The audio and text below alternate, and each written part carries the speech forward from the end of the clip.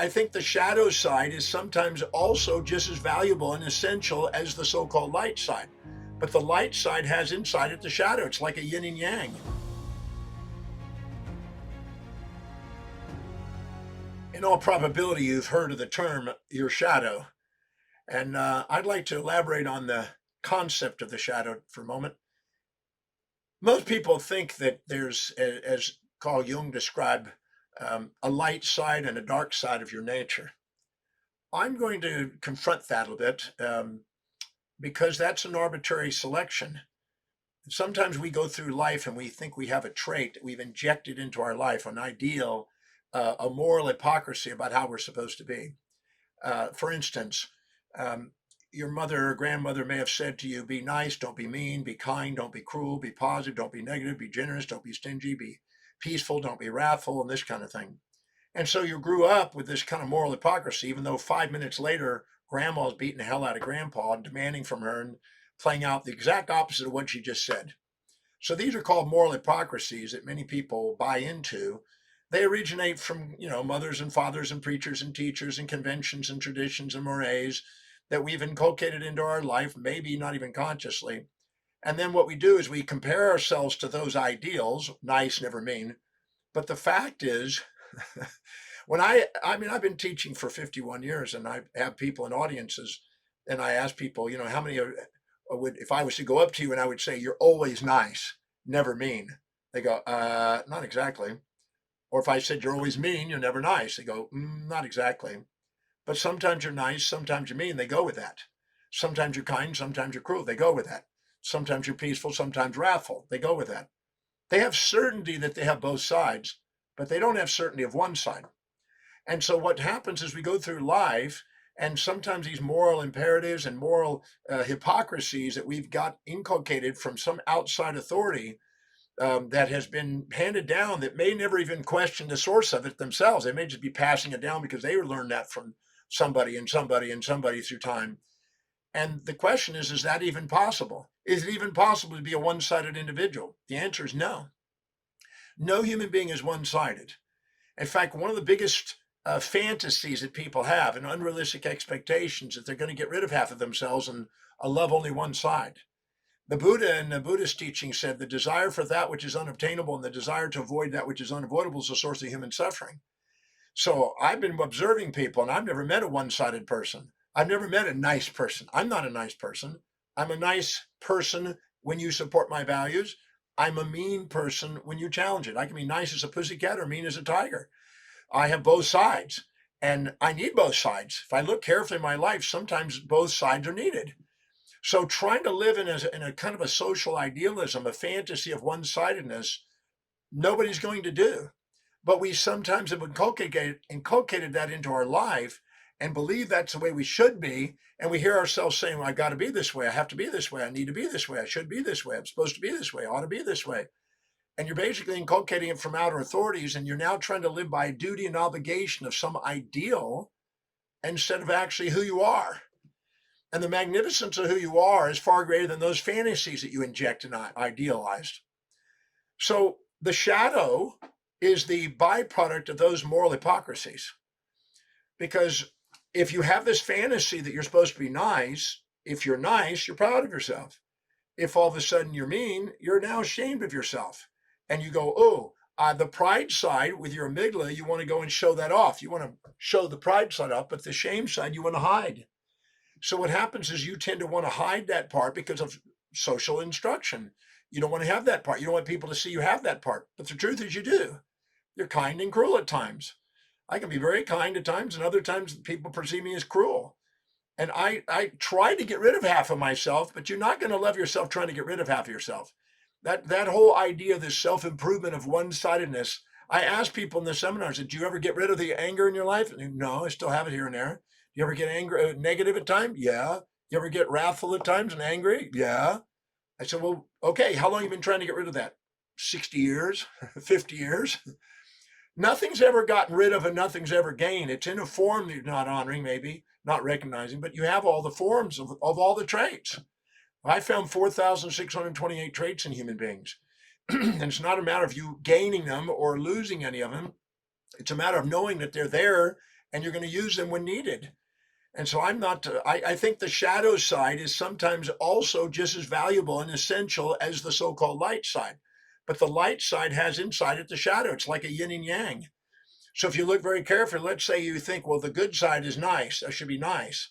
But I've seen people that are being nice to people and then repressing themselves, trying to fit into society's niceness and not speaking up, and then also doing things for them generously and taking care of them, make them juvenilely dependent, and then they basically rely on them. They feel obligated to them.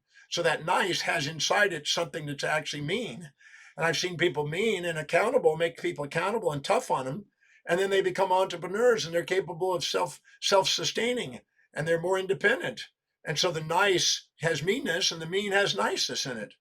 So I look at it, I've had people come up to me and said, when you really hit hard on me in the seminar and really held me accountable, you were really tough on me, but I broke through. So now I'm being tough and really affirming, with somebody. And then they go, well, thank you. I broke through. So that so-called shadow side is just as essential. So beware of the labels, because in different countries and different cultures, different things that are considered shadow are completely different. In South Africa, the president had 9 wives. And so he was proud of that. But in America, if you have 9 wives, you better hide it because you go to jail. So now that would be the shadow side if you're having secret love affairs or secret this. So these shadows and light sides are really kind of murky. And I'm not I always say that whatever you think you've done that you feel so terrible about, find out how it served and find out how it's benefited some people. Otherwise you carry around a shame all your life for no reason.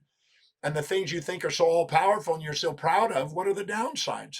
If you don't know how to govern yourself and bring yourself into equanimity, the world around you forces you to.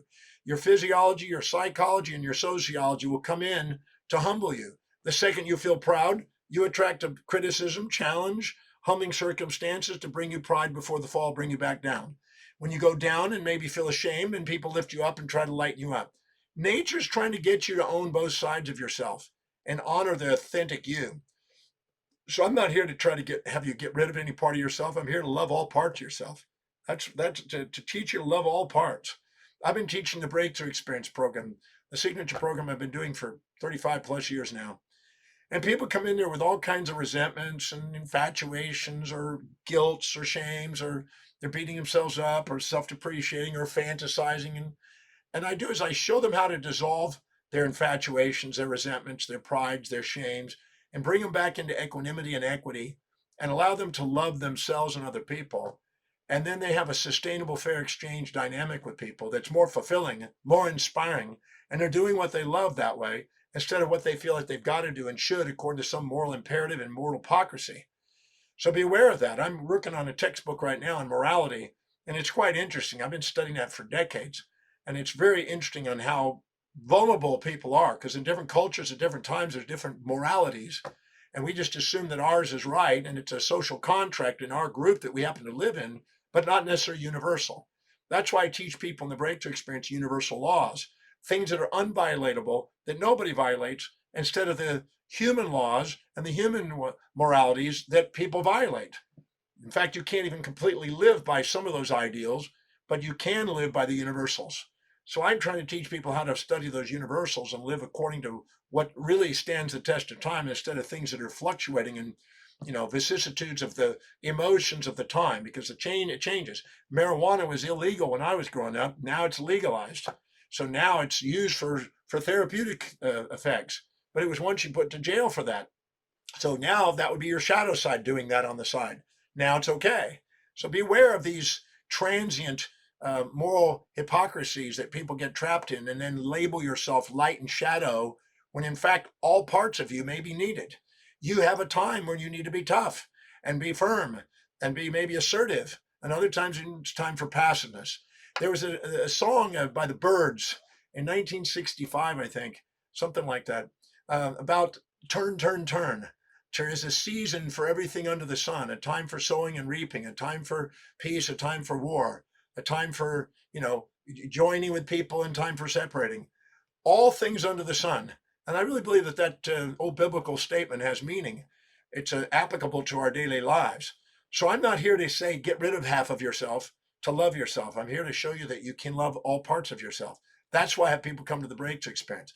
That's why I have people also do the value determination, When they live by their highest value, they're more objective and they're more neutral. They're more embracive of both sides of their own life and the two sides it takes to achieve and other people. So you're way more resilient, way more adaptable, and more informed and more value in life, more efficient in function.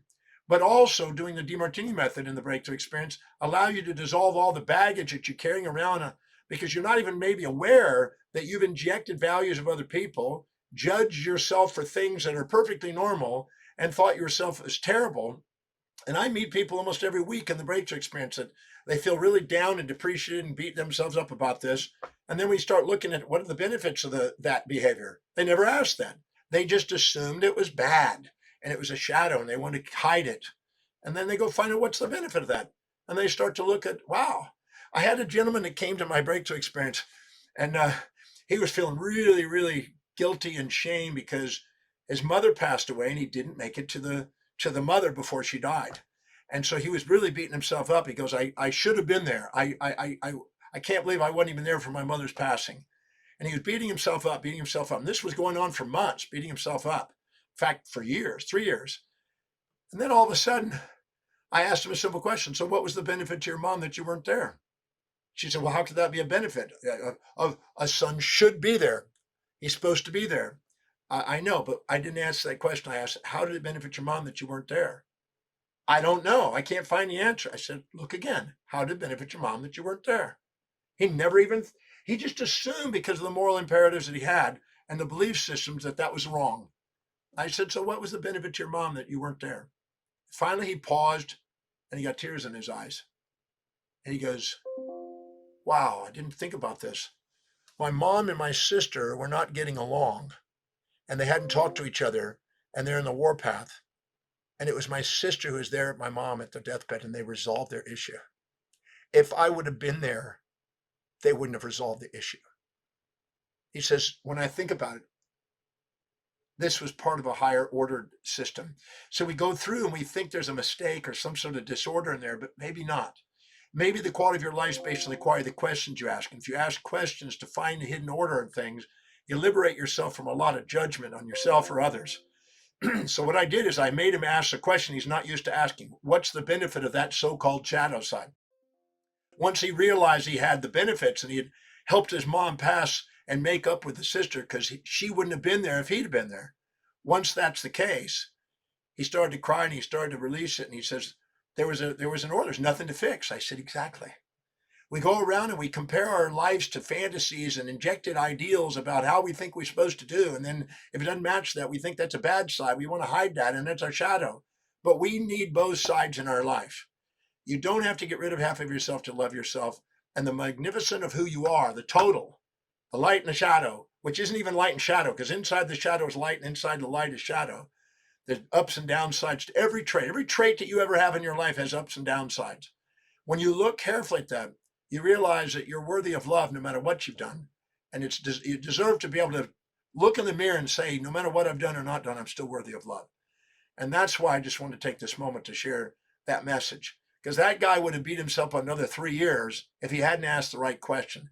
That's why I have people come to the breakthrough experience, to learn the set of questions, to liberate themselves from unnecessary emotional baggage and stored up resentments and infatuations and fantasies and things in their life, and to get grounded, because the magnificence of the way their life truly is and who they really are is far greater than all those fantasies and all those nightmares that they're distracted by. So I just wanted to talk about, to help you understand a little bit about the shadow.